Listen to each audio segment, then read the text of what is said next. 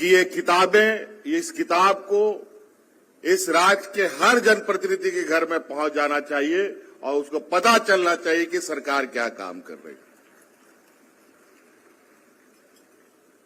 क्योंकि पहले का जो कार्य प्रणाली था, वो कार्य प्रणाली सिर्फ कागज कलम में ही योजना बनती थी, योजना खत्म हो जाती थी। हमारी सरकार का बिल्कुल स्पष्ट मानना है, अब सरकार सिर्फ कागज में ही नहीं बल्कि अब सरकार धरातल में भी उन योजनाओं को देखने का काम करेगी। और इसीलिए आपको याद होगा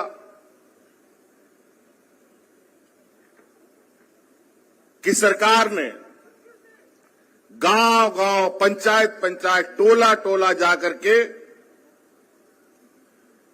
शिविर लगा करके सरकारी पदाधिकारियों को भेजा और आपकी समस्याओं को सुनने और समझने का काम किया था।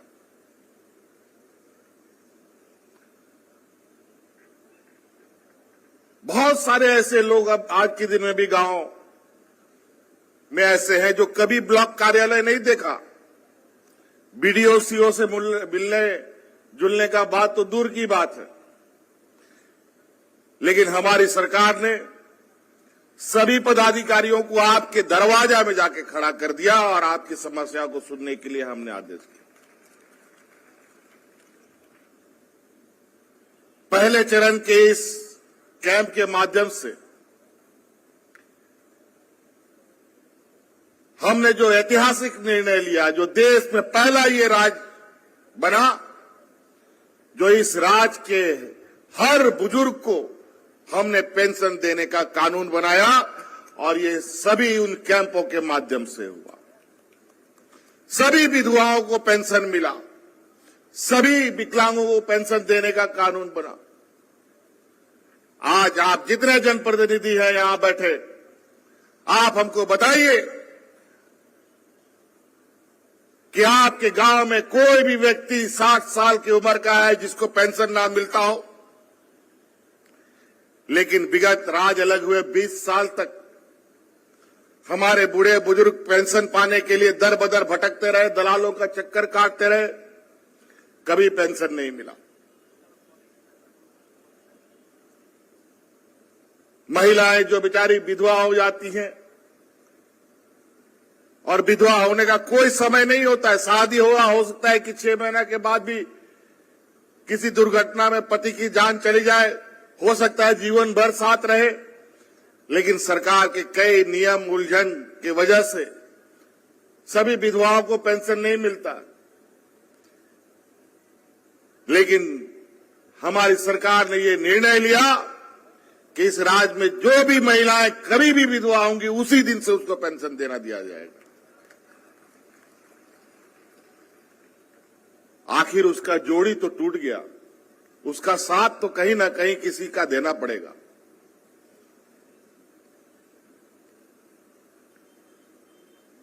तो ये सरकार की संवेदनाएं है। सामाजिक सुरक्षा हमारी पहली प्राथमिकता रही है इस सरकार के कार्यकाल में। चूंकि झारखंड एक पिछड़ा राज्य है, यहां किसान मजदूर सबसे अधिक संख्या में, जब तक वो सामाजिक रूप से सुरक्षित नहीं होंगे, राज्य का सर्वांगीण विकास का सपना देखना बेकार है।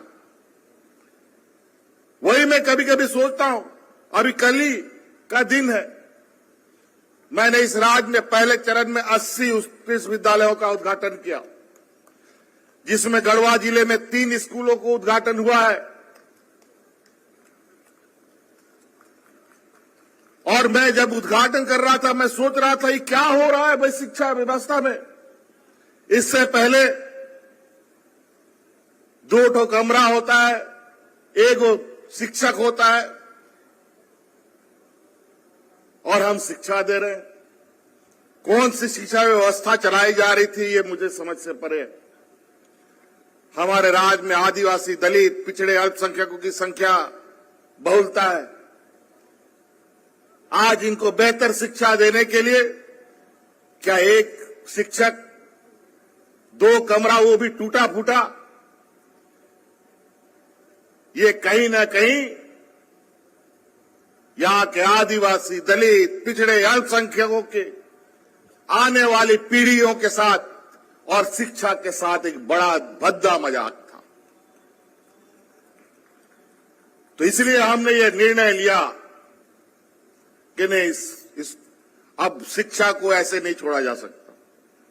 और आज आप जा करके देखिए उन उत्कृष्ट विद्यालयों को, और जो पहले चल रहे थे उन विद्यालयों को जाकर के दिखाइए, आपको फर्क क्या दिखेगा आप खुद महसूस कर सकते हैं।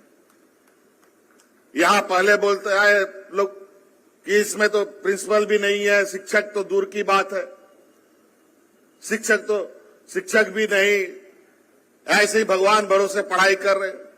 आज उन उत्कृष्ट विद्यालयों में सभी भी प्रिंसिपल है और सभी प्रिंसिपल को हम लोगों ने IIM में ट्रेनिंग करा करके भेजा है ताकि अच्छी शिक्षा की क्वालिटी बच्चों को मिल सके।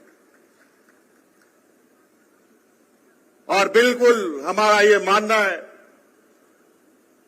कि हम अपने स्कूल को और शिक्षकों को अभी बहुत जल्द, हमारा कोशिश है इस मंथ के आखिरी में बड़े पैमाने में लगभग 25,000 शिक्षकों की बहाली करने की हमारी तैयारी है और सभी स्कूलों में बच्चों को पढ़ाने के लिए उनको प्रतिनियुक्त किया जाएगा।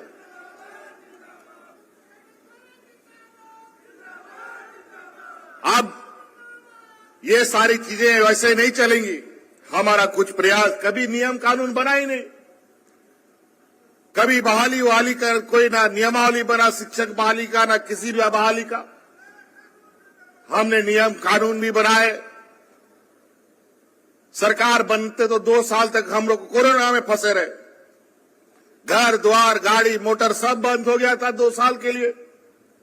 क्या काम करते, लेकिन योजना जरूर घर बैठ के बना रहे थे। कोरोना जैसे जैसे खत्म हुआ, विकास की गति को हम लोगों ने तेजी करना प्रारंभ किया है। और कोरोना का जो मंजर था वो आपसे छुपा नहीं है। हमारे इस राज्य में जो हालात था, हमारे मजदूर दूसरे राज्यों में जाके फंस गए थे, उन मजदूरों को कैसे हमने ढो ढो करके ला करके आपके गांव में भेजा, आपके घरों में भेजा था, ये पूरे दुनिया ने देखा। चाहे देश में हो चाहे विदेश में हो, कहीं भी हमारे मजदूर फंसे थे, उन सभी मजदूरों को ला ला करके, किसी को ट्रेन से, किसी को बस से, किसी को हवाई जहाज से भी लाने का हमने मजदूरों को काम किया और गांव में भेजने का काम किया था। कुछ लोग सिर्फ मंचों में भाषण देते हैं,